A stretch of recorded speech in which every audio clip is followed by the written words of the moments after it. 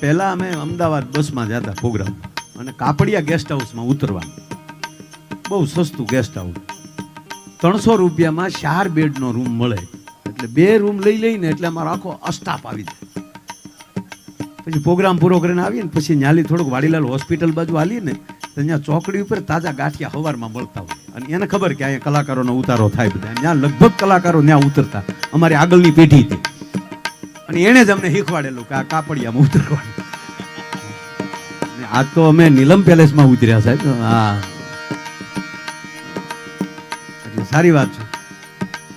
તો અમે સવારમાં પ્રોગ્રામ પૂરો કરી અને બધાએ મને કીધેલું કે સવારમાં વોકિંગ કરવાનું. મેં બધાને વાદે વાદે બાપુ તાજો લેંઘો લીધેલો. મેં સવારમાં લેંઘા પહેર્યા ને અમે નીકળ્યા હમણાં વોકિંગ. એ હાલતા હાલતા હાલતા એ બરોબર ત્યાં ચોકડીએ પહોંચ્યા ત્યાં એક ગાંડો બેઠેલો. મને કે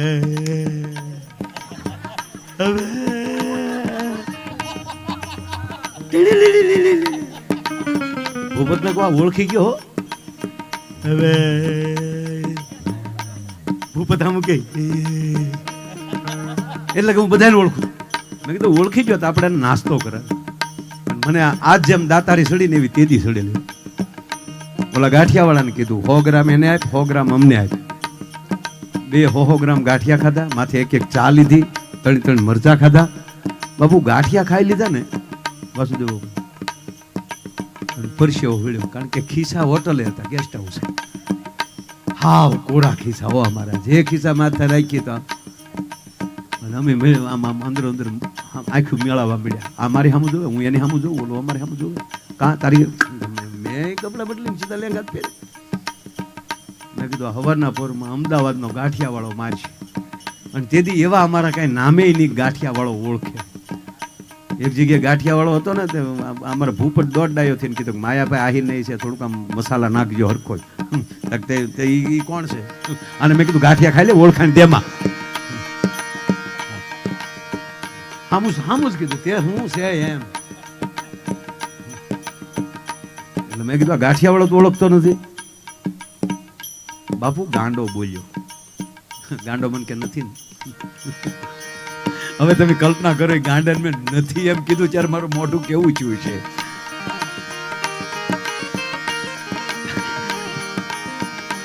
મેં કીધું નહીં. મને કે હું નીકળી જાઉં સવારે. ગાંડો ડાયો થઈ ગયો. દેવાની વસ્તુ આવે એટલે માણસ ડાયો થાય. મને કે ચિંતા કરવામાં હું દઈ દઉં. એમ તો આપણે રાતની ખેપ હારી મળેલી છે. બાપુ અમારા ગાંડાએ ગાંઠિયાના પૈસા અને મને પોરો ચડ્યો. આ ગાંડાને હવે ગેસ્ટ હાઉસે લઈ જાઓ. અને તેથી પેમેન્ટ અમારું 1000 રૂપિયા હતું. મેં ભલે પણ 500 આપવાના. એને આપણી બાબરું રાખી.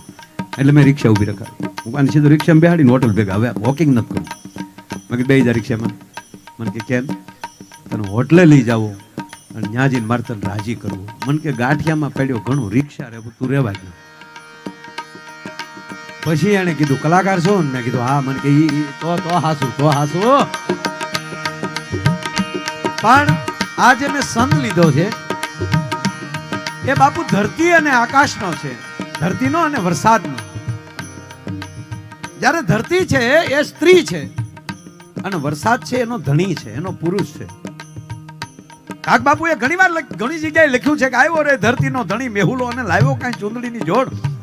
હવે જોજો સાહિત્યમાં મજા આવે, કારણ કે એવી વ્યક્તિઓ બેઠી છે ને. બોલનાર કોણ છે એની કરતા બાપુ કાન કોના છે એના ઉપર બહુ આધાર હોય છે. સાંભળનારાઓ કોણ છે? મારું ભાવેણું સાંભળનાર છે દોસ્ત.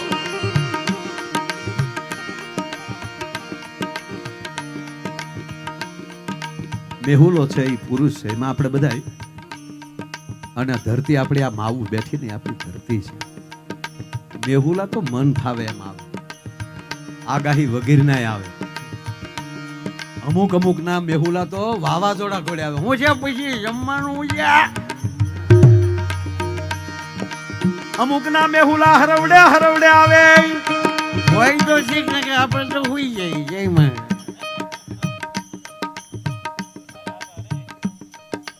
પણ ધરતીને બાપુ ફેર ન પડ્યો. આવી તો ગયા ને, રાડ્યું નાખવામાં હોઈ જા.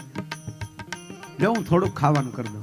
નહીં આવું કીધું એ ગમે એવા તોફાન અમુક કરતો હોય તો એ માં ધરતી બીજું ન બોલે.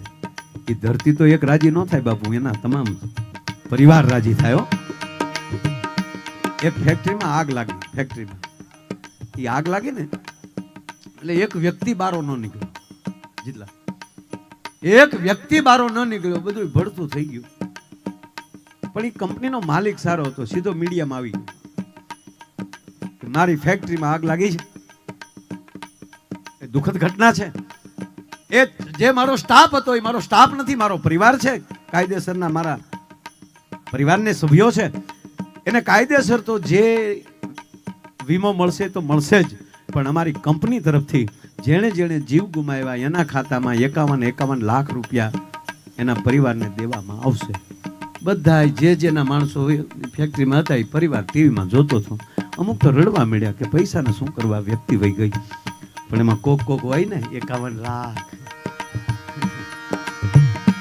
એ ટીવી આમાં હજડી બેન બેહી ગયા. આ શેઠિયો થોડો કહેવાય, ભગવાન કહેવાય, ભગવાન બેન. એ દીકરા અહીંયા આવી તો બટા, આ સમાચારમાં આવે ફેક્ટરીમાં આગ લાગી, એ તારા બાપા જાતા થા, ઈ તે કે છોકરો કે ઈ તે. હા બટા હિંમત રાખજે, કેવા સમાચાર આવે નક્કી ની. કઠણ થાતા હીખી 51 લાખ. દુનિયા છે બટા, હજડ થાતા હીખી. લાય તાર બાપાનો ફોટો આગળ જરૂર પડશે લગભગ.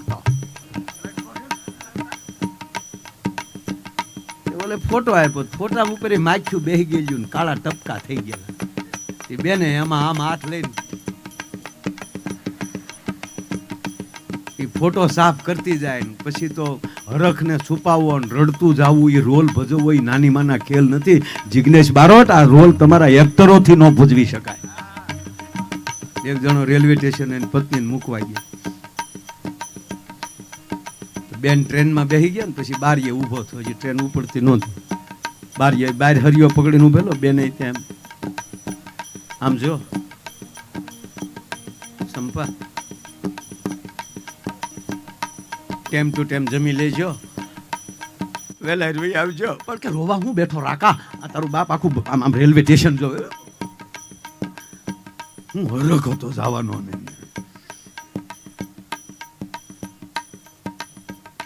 ઊભો ઊભો રડતો હતો ને ટ્રેન વહી ગઈ. સામેના પ્લેટફોર્મ ઉપર બીજો રડતો હતો. ઓલાને કીધું તું કેમ રડે છો? મારે આવે હાથ. એને પ્રેમ ન કહેવાય સાહેબ. એમ આ બિચારી આમ ફોટો લૂછતી જાય, રડતી જાય. બટા હિંમત રાખજે અને એ તમારા આત્માને સદગતિ કરજો. એ વાહે ભાગવત કરશું, માયા ભાઈનો પ્રોગ્રામ રાખશું, ભજન કરશું. 51 લાખ. એ બિચારી હજી આવી રીતે મનોમય આ બધું કરતી હતી, તાર દરવાજે ટકોરા થયા. એમ ન હોય. હું દરવાજે કેમ ટકોરા થાય ખબર પડે? કારણ કે તમે બધા ડોરબેલ બેલવા.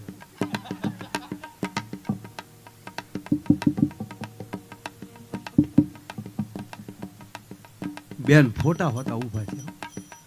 બાબુ દરવાજો ખોલ્યો ને તો ઘૂઘુ હામો ઉભો ઉભો માવો સોલતો હતો. તો બેનના હાથમાં ફોટો પડી ગયો કાલે. આ ક્યાંથી સમાચારમાં આવે કોઈ બચ્યો નથી ને આ. પણ મનમાં શું થયું કે આ જાતા જાતા મળવાની આવ્યો હોય ને ભૂત થઈને. એને કોકે કીધેલું કે ભૂતના પગ અવળા હોય. બેને આમ પગમાં જોઈતા હતા, સફર પગાના સીધા હતા. બોલો આમ આમ હળવું અડી આમ. બોલો કે શું છે? તમારી ફેક્ટરીમાં આગ નથી લાગી? કે લાગી ને. સમાચારમાં તો હવે કોઈ નથી બચ્યું. તો કોઈ નથી બચ્યું. તમે હું માવો લેવા બહાર ગયો તો અને પછી જે બેન ખીજાણા, કેદું ની કહું માવા બેન કરો, માવા બેન કરો, પણ વ્યસન માલી બહાર નથી જાવું. સાહેબ કારક બીડી બસાવી દેવો. અરે એક જણો જાતો હતો શિવરાત્રી મેળામાં. તે કોકે કીધું દિગંબર બાપુ કોઈ મળી જાય ભસ્મ લગાવીને. સમજ ગયા ને? દિગંબર માં કોઈ જો દિગંબર બાપુ મળી જાય. શિવરાત્રીના મેળામાં તો દિગંબર નો આખો શું કહેવાય ઠાઠ બાજો હોય. કોઈ જો દિગંબર મળી જાય અને એના દર્શન થઈ જાય અને એના પગ પકડી લો ને આશીર્વાદ મળી જાય એટલે આમ જોવો તો બોલો ભાવનગર થી બસમાં સીડ્યો તો જાવું બરોબર દામોકુંડ પાસે ઉતરી ગયો ટ્રાફિક બહુ હતું હજી દામોકુંડે ગયો ને ત્યાં એક દિગંબર બાપુ મળી ગયા જાતા વેદ સીધા પગ પકડી લીધા બાપુ આશીર્વાદ બોલો કે પગ મૂક ને અરે કે પણ મને આશીર્વાદ આપો મને કોકે કીધું કે દિગંબર બાપુના દર્શન થઈ જાય એટલે બેડો પાર થઈ જાય ઓલો કે દિગંબર બિગંબર નથી હું દામોકુંડમાં નાતો છો કોઈ કપડા જીકી ગયું તારી પાસે વધારાનો કપડા હોય તો દે લેખું પહેરી લઉં ટુવાલ ફેરવાટા મારતો હતો ઊભો ઊભો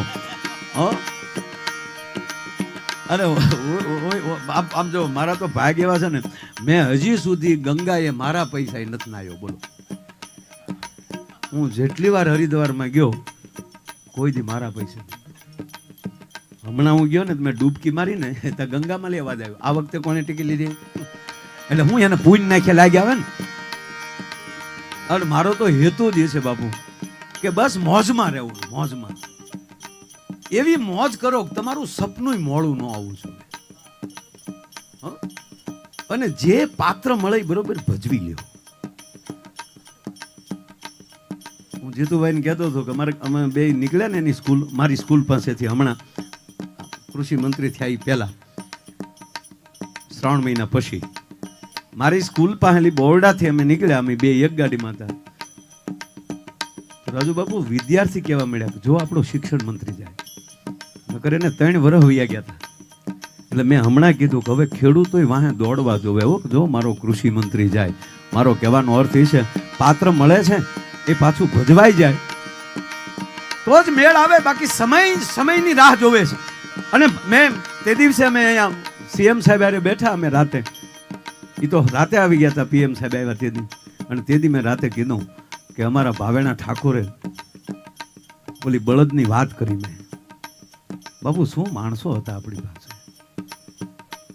બળદની જોડ ખોવાય અને માણસને ખબર નથી કે આઝાદી આવી ગઈ મહારાજ સાહેબ તો ગવર્નર હતા રાજ્યપાલ હતા મદ્રાસના અને ન્યા આપણા ભાવેણાનો ખેડૂજીને એમ કે બાપુ મારા બળદ ખોવાઈ ગયા મેં સાંભળ્યું છે કે 3 મહિને તમે એ ચોરી થઈ હોય ન પાછું મળે તો રાત તરફથી પૈસા મળી જાય એટલે હું 3-4 મહિનાથી નીલમબાગમાં જાતો પણ બધા એમ કહેતા કે બાપુ નહીં મળે અને બાપુ તો મદ્રાસ છે એટલે બાપુ હું આપને મળવા આવ્યો છું બળદ ચોરાણા કેટલાના હતા એ સમયમાં 100-150 રૂપિયાના ભાવેણા ઠાકુરે આપી દીધા 150 રૂપિયા આવવા જવાનું ખર્ચી આપી જમાડ્યો થોડુંક ભાતું હારે આપ્યું અને પછી બેહાડીને કીધું કે મારા ભાઈ તમારા બળદ ક્યારે ખોવાણા તા કે મેં રાતે છેલ્લે નિર્ણય કરી મને યાદ છે છેલ્લી નિર્ણય કરી અને હું હુઈ ગયો તો અને સવારે જાગ્યો તા મારા બળદ નહોતા રાતે હૂતો થો ને ચોરાઈ ગયા તા કે રાતે હૂતા થા ને ચોરાણા ને તા કે હા અમે ધોળે દિવસે જાગતા થા ને 1800 પાદર આપી દીધા ભલા ભણા આ વસ્તુ છે જે અને એટલે જ મને સરદારે યાદ આવે કે બાપુ 1947 માં આઝાદી મળે ને 1950 માં મહાપુરુષ વિદાય લઈ લે કેવલ 2 વર્ષ સત્તા કરે અને આજે માં નર્મદાના ખોળામાં સ્ટેચ્યુ ઓફ યુનિટી તરીકે 182 મીટરનું સ્ટેચ્યુ મૂકવું પડે તો એ માણસે 2 વર્ષમાં કેવું કામ કર્યું છે તમે કલ્પના કરો રાજુ બાપુ એ જો 10 વર્ષ હમણાં જીવી ગયા હોત ને 10 વર્ષ સત્તા ઉપર રહ્યા હોત ને નહેરુજીની જગ્યાએ તો અત્યારે જે આડો પાડોના દેશનું ભોગવવું પડે ને એ ભોગવવું ન પડતું હોય તેથી જ એમ કહેવાય વલ્લભભાઈએ ખોબો ઉપાડી લીધો હતી લોખંડી પુરુષે એક વ્યક્તિ એવી થઈ છે એને ચીલે ચાલો એટલે હું સાહેબને એ કહેતો હતો ત્યારે કે અમારે રોજ એ જ વાતો કરવી અત્યારે વર્તમાનમાં આવી વાત સ્ટેજ ઉપર કરી એકી જો એવું પણ આ મેહુલો આવે તા તો કેટલા રાજી થાય જુઓ પૃથ્વી તો રાજી થાય ધરતી તો લીલીછમ બને પણ બાપુ ડેડકા મળે ડ્રાઉ ડ્રાઉ કરવા દઉ ડમક ડમક દાદુર નામ ડેડકા દઉ ડમક ડમક દાદુર ડવ ડમકત ઘકત મોર મલાર ગીરા મોરલા મળે પોતાની ડોકના હાકલના 3 કટકા કરીને મહેલ એમ કહેવાય મલ્હાર ગાવા મે આવ દઉ પીયું પીયું શબ્દ પુકારત ચાતક બપિયો મળે પીયું પીયું પીયું બોલવા કિયું કિયું કોકિલ કંઠ ગીરા કોયલું મળે ટોંકા કરવા શું કામ દઉ ગડાડ ગડાડ ન બહોત ગડા કામ